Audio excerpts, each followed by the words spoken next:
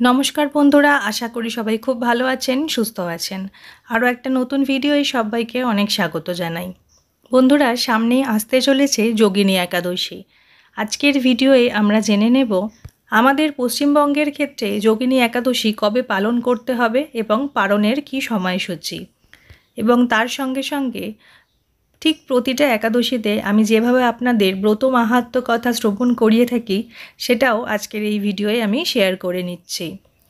আষাঢ় মাসের কৃষ্ণপক্ষিয়া একাদশী যোগিনী একাদশী নামে খ্যাত। একাদশীর দিন এই একাদশীর ব্রত মাহাত্ম্য কথা পাঠ ও শ্রবণ করলে সর্বপাপ থেকে মুক্ত হওয়া যায় এবং এই একাদশীর ব্রত পালনে ৮৮,০০০ ব্রাহ্মণ ভোজনের ফল লাভ হয়। আমাদের পশ্চিমবঙ্গের ক্ষেত্রে এই যোগিনী একাদশী পালন করতে হবে আগামী ২২শে জুন রবিবার, এবং পালনের সময় হচ্ছে পরদিন সকাল ৪:৫৩ থেকে ৯:২০ মধ্যে। যোগিনী একাদশীর ব্রত মাহাত্ম্য। ব্রহ্ম বৈবর্ত পুরাণে আষাঢ় মাসের কৃষ্ণপক্ষের একাদশী ব্রত মাহাত্ম্য যুধিষ্ঠির শ্রীকৃষ্ণ সংবাদরূপে বর্ণিত আছে। যুধিষ্ঠির বললেন, হে বাসুদেব, আষাঢ় মাসের কৃষ্ণপক্ষীয় একাদশী মাহাত্ম্য কৃপাপূর্বক আমাকে বলুন। শ্রীকৃষ্ণ বললেন, হে মহারাজ, সকল পাপ বিনাশিনী ও মুক্তপ্রদ এই উত্তম ব্রতের কথা বলছি, আপনি শ্রবণ করুন। আষাঢ় মাসের কৃষ্ণপক্ষীয় একাদশী যোগিনী নামে খ্যাত। মহাপাপ নাশকারী এই তিথি ভবসাগরে পতিত মানুষের উদ্ধার লাভের একমাত্র নৌকাস্বরূপ। ব্রত পালনকারীদের পক্ষে এটি সর্বশ্রেষ্ঠ ব্রত বলে প্রসিদ্ধ। এই প্রসঙ্গে আপনাকে একটি পবিত্র পৌরাণিক কাহিনী বলছি। অলকানগরে শিবভক্ত পরায়ণ কুবের নামে এক রাজা ছিল। তিনি প্রত্যহ শিব পূজা করতেন। তার হেমমালী নামে একজন মালী ছিল। প্রতিদিন শিব পূজার জন্য মানস সরোবর থেকে সে ফুল তুলে যক্ষরাজ কুবেরকে দিত। বিশালাক্ষী নামে হেমমালীর এক পরমা রূপবতী পত্নী ছিল। সে তার সুন্দরী পত্নীর প্রতি অত্যন্ত আসক্ত ছিল। একদিন সে তার স্ত্রীর প্রতি কামাসক্ত হয়ে পড়ল। রাজভবনে যাওয়ার কথাও ভুলে গেল। বেলা ২ প্রহর অতীত হলো।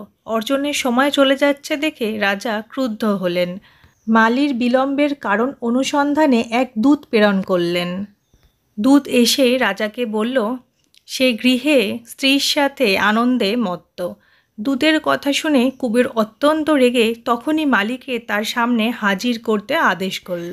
এদিকে মালী কুবেরের পূজার সময় অতিবাহিত হয়েছে বুঝতে পেরে অত্যন্ত ভয় পেল।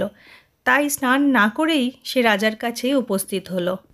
তাকে দেখা মাত্র রাজা ক্রোধবশে চোখ রাঙিয়ে বললেন, রে পাপিষ্ঠ দুরাচার, তুই দেব পূজার পুষ্প আনতে অবজ্ঞা করেছিস, তাই আমি তোকে অভিশাপ দিচ্ছি।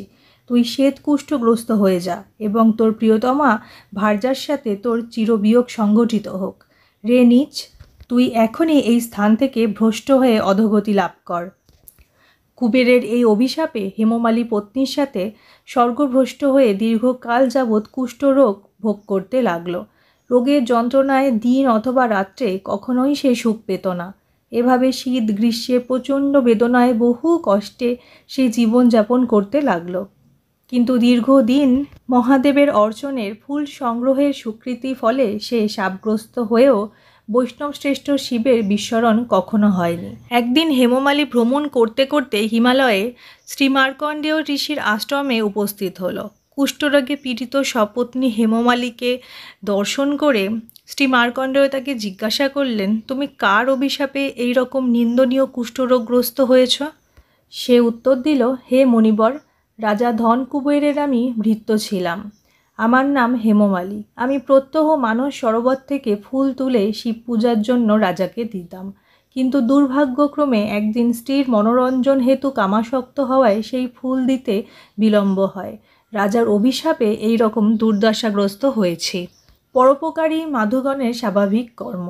হে ঋষিশ্রেষ্ঠ, আমি অত্যন্ত অপরাধী, কৃপা করে আমার প্রতি প্রসন্ন হন।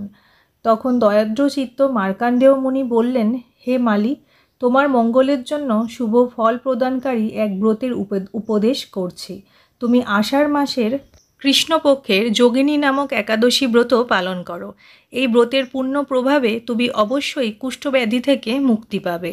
শ্রীকৃষ্ণ বললেন, ঋষির উপদেশ শ্রবণ করে হেমমালী তাকে প্রণাম জানালো। পরে অত্যন্ত আনন্দে ঋষির আদেশ মতো নিষ্ঠার সঙ্গে যোগিনী একাদশী ব্রত পালন করলো।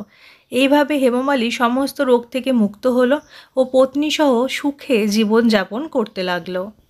হে মহারাজ যুধিষ্ঠির, আমি আপনার কাছে এই ব্রত উপবাসের মহিমা কীর্তন করলাম।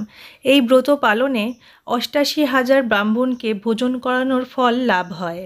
যে ব্যক্তি এই মহাপাপ বিনাশকারী ও পুণ্য ফলপ্রদায়ী যোগিনী একাদশীর কথা পাঠ ও শ্রবণ করে সে অচিরেই সর্বপাপ থেকে মুক্ত হবে।